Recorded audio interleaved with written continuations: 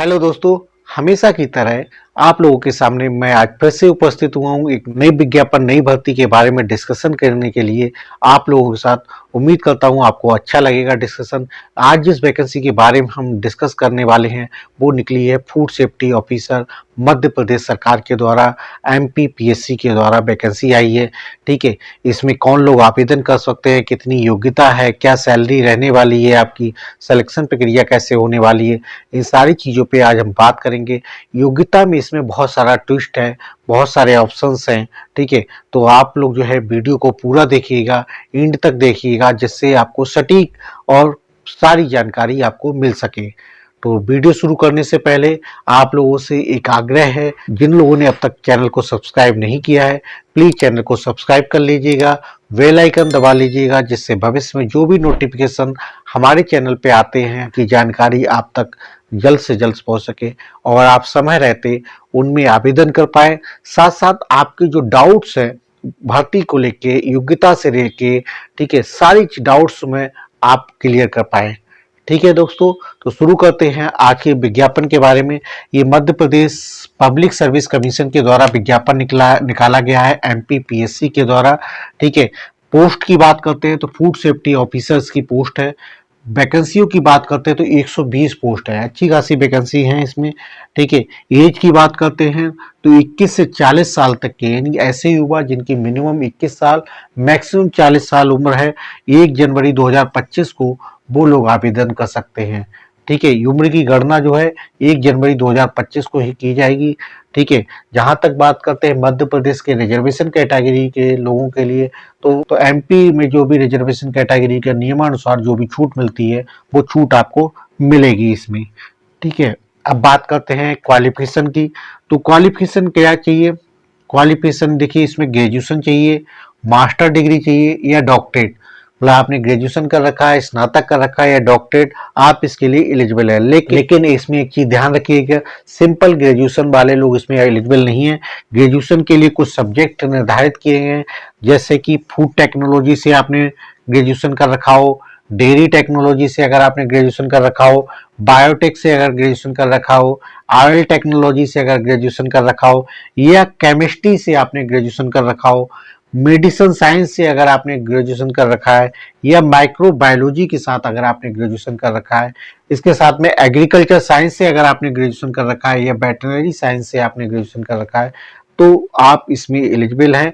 इसमें भी आगे ट्विस्ट है कि इनमें से कुछ सेलेक्टेड सब्जेक्ट भी इन्होंने मेंशन कर रखे कि वो सब्जेक्ट एटलीस्ट ग्रेजुएशन लेवल पे आपने पढ़े हुए हो तो ही आप इसमें एलिजिबल हैं, आप इस पे आवेदन कर सकते हैं। सब्जेक्ट कौन कौन से हैं? अगर आपने फूड टेक्नोलॉजी, डेयरी टेक्नोलॉजी और बायोटेक या ऑयल टेक्नोलॉजी के साथ कर रखा है तो आपके पास जो सब्जेक्ट होने चाहिए, फूड इंजीनियरिंग का सब्जेक्ट हो, फूड इंजीनियरिंग एंड टेक्नोलॉजी का सब्जेक्ट आपने पढ़ रखा हो, या फूड प्रिजर्वेशन एंड सेफ्टी का आपने सब्जेक्ट पढ़ रखा हो, या फूड टेक्नोलॉजी एंड मैनेजमेंट से संबंधित सब्जेक्ट पढ़ रखा हो, या फूड बायोटेक्नोलॉजी से संबंधित आपने सब्जेक्ट पढ़ रखा हो अपने ग्रेजुएशन लेवल पे, या food process engineering and management से आपने ग्रेजुएशन लेवल पे सब्जेक्ट पढ़ रखा है, या food safety and quality management से संबंधित आपने ग्रेजुएशन लेवल पे सब्जेक्ट पढ़ा हुआ होना चाहिए, या प्रोसेस फूड इंजीनियरिंग से संबंधित आपको ग्रेजुएशन लेवल पे सब्जेक्ट पढ़े होने चाहिए अगर आपने इन सब्जेक्ट से करा हुआ है। ठीक है, अगर आप एग्रीकल्चर ग्रेजुएट है,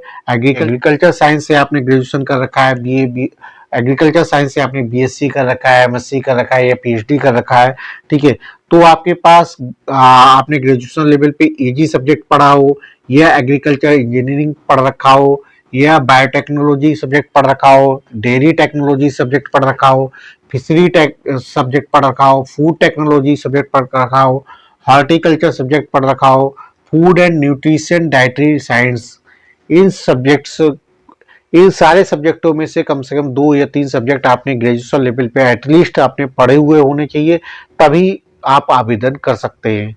ठीक है, तो ये थी इसकी योग्यता से संबंधित बात। अब बात करते हैं अगर आपको आवेदन करना है तो आवेदन करने के लिए आपको जो वेबसाइट है www.mponline.gov.in की वेबसाइट पे जाके आप आवेदन कर सकते हैं, या www mpsc.gov.in की वेबसाइट पे भी जाके आप आवेदन करना चाहे तो आवेदन कर सकते हैं। आवेदन के लिए जो वेबसाइट है वो ओपन हो चुकी है। 28 मार्च 2025 से आवेदन शुरू हो चुके हैं। लास्ट डेट की बात करते हैं तो 27 अप्रैल 2025 इसकी रहने वाली है। ठीक है। फीस की बात करते हैं तो फीस जनरल और अदर स्टेट यानी अदर स्टेट के कैंडिडेट भी एलिजिबल है इसमें। ठीक है। उनके लिए जो फीस रखी गई 500 रुपए का शुल्क है प्लस 40 रुपए पोर्टल शुल्क है। ठीक है, जो एडिशनल होगा आपका। इसके अलावा एमपी रिजर्वेशन कैटेगरी के जो लोग हैं उनके लिए जो फीस रखी गई है 250 रुपए प्लस 40 रुपए पोर्टल शुल्क का फीस रखी गई है। ठीक है। अब बात कर लेते हैं सैलरी कितनी रहने वाली है, जिसका आप सभी लोगों को इंतजार रहता है बेसब्री से। तो सैलरी की बात करते हैं तो सैलरी का जो पेमेंट दे रखा है 36,200 से लेके 1,14,800 रुपए तक का पेमेंट दे रखा है। साथ में एचआरए और डीए अलाउंसेस एडिशनल रहेंगे। यानी कि अगर हम मोटा मोटा बात करते हैं सैलरी की बात करें तो 80 से 85,000 रुपए पर मंथ की सैलरी स्टार्टिंग से आपकी शुरुआत होने वाली है। ठीक है। तो एक अच्छी हैंडसम सैलरी होगी इसमें। तो इस भर्ती में न केवल एमपी के लोगों के लिए आवेदन कर सकते हैं बल्कि ऑल ओवर इंडिया यानी किसी भी स्टेट से अगर आप के पास ये डिग्री है तो आप इसमें एलिजिबल हैं, आप आवेदन कर सकते हैं। ठीक है। तो जहां तक बात करते हैं इसका पेपर पैटर्न सिलेबस क्या होगा तो वो हम नेक्स्ट वीडियो में आपके साथ डिस्कस करेंगे, क्योंकि अभी तक इन्होंने अपने पोर्टल पे जो है पेपर पैटर्न और सिलेबस के बारे में अभी जानकारी नहीं दी है। तो जैसे जैसे उनकी जानकारी पोर्टल पे अपडेट होगी हम आप लोगों के साथ शेयर करेंगे नेक्स्ट वीडियो में। ठीक है। उम्मीद करता हूं आपको मेरे द्वारा दी गई इन्फॉर्मेशन पसंद आई होगी। अगर पसंद आई है तो इसको आप अपने दोस्तों और व्हाट्सएप ग्रुप में ज़्यादा से ज़्यादा शेयर करिए, जिससे आपके साथ साथ इस भर्ती का लाभ आपके दोस्त भी उठा सके। ठीक है दोस्तों। लास्ट में दोस्तों एक बार पुनः आप लोगों से आग्रह है कि जिन्होंने अब तक चैनल को सब्सक्राइब नहीं किया है प्लीज चैनल को सब्सक्राइब कर लीजिएगा, बेल आइकन दबा लीजिएगा और लाइक कमेंट शेयर ज़्यादा से ज़्यादा कर दीजिएगा। ठीक है दोस्तों, फिर मिलेंगे नए वीडियो में नई भर्ती के विज्ञापन के साथ।